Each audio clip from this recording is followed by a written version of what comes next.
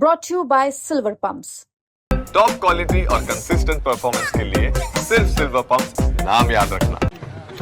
नहीं, सारे अपने विधायक दल की मीटिंग हुई है तो सारे लोगों ने अपने भी विचार रखे हैं। एजेंडा जो बजट में लेके जाने, जो इस समय हरियाणा प्रदेश में जो परिस्थितियां चल रही हैं, भाजपा के प्रशासन के खिलाफ जो उनका चेहरा बेनकाब करने के लिए आज जिस तरह से पूरे प्रदेश को पूरे तरह से कर्जे में फंसा के रख दिया है।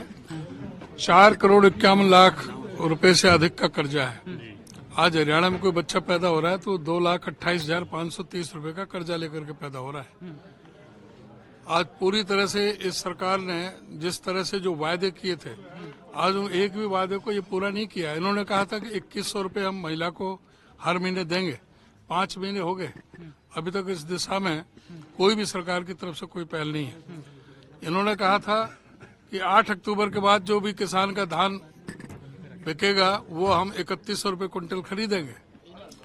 अब इन झूठी सरकार से ये पूछना होगा कि भाई 3,100 रुपए का धान अब कब खरीदोगे? आपने तो पिछला सीजन तो निकाल दिया, कब घोषणा करोगे? 3,100 रुपए का आपने कहा था, वो आपने क्या एक भी दाना खरीदा? 8 अक्टूबर के बाद का जो वायदा था। लॉ एंड ऑर्डर पूरी तरह से हरियाणा में क्या हालत है। आज कम से कम पर डे के हिसाब से जो एनसीआरबी का आंकड़े उससे भी 4 हत्याएं, 5 बलात्कार, डेली 100 से ज्यादा चोरी की, डकैती की, लूटपाट की घटनाएं इस प्रदेश के अंदर हो रही हैं। आज पूरी तरह से 20,000 करोड़ रुपए की चपत लगाई है खनन में, केवल एक पहाड़ी में 6,000 टन पत्थर को उसमें से चोरी करके निकाल दिया। प्रदूषण का भी और 20,000 करोड़ का उसमें नुकसान हुआ। और वहीं पर ही एक पहाड़ी तो पूरा ही 22 अरब को चट करके पूरा पहाड़ी ही खत्म कर दी अवैध खनन माफियाओं ने। उन्हीं जगह पे जहाँ पे एक डीएसपी की भी हत्या हुई, कई लोगों की पहले भी और भी हत्या हो चुकी है, 3-4 लोगों की। तो इस तरह से जो अवैध खनन का जो व्यापार इसमें चल रहा है, जिस तरह से जो डंकी रूट से हमारे जो नौजवान गए और अपनी अपनी जमीन भी बेच करके, कर्जा लेकर के और यहाँ पर आए, तो जिस तरह से बेरहमी से उनके साथ में जो बर्ताव किया अमेरिका गवर्नमेंट ने और हमारे जो सरकार, भारत सरकार कोई मुंह नहीं खोल पाई। छोटे छोटे देशों ने एकदम अपने हवाई जहाज भेज करके अपने लोगों को बुलाया, लेकिन इन्होंने देश को अपमानित करने का काम किया।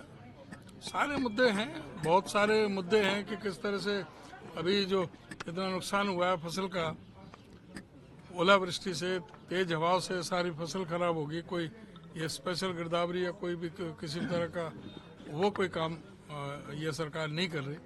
कौशल विकास रोजगार निगम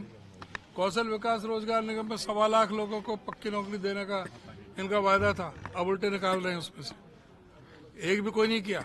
2 लाख पक्की नौकरी देने का वायदा था, लास्ट में जाकर के 25,000 नौकरी दी 5 साल में।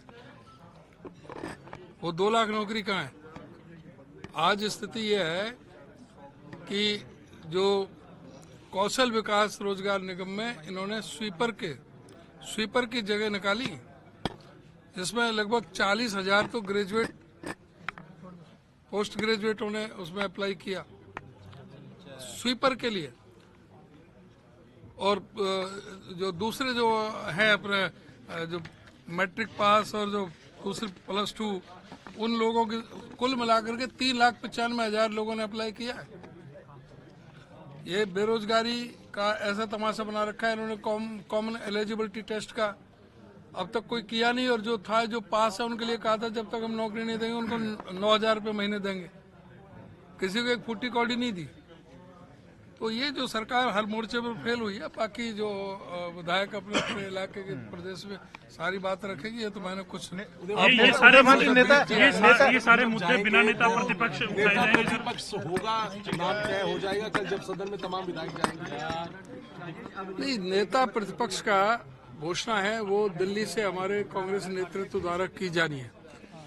जो विधायक दल ने पहले ही रेजुलेशन कर रखा है।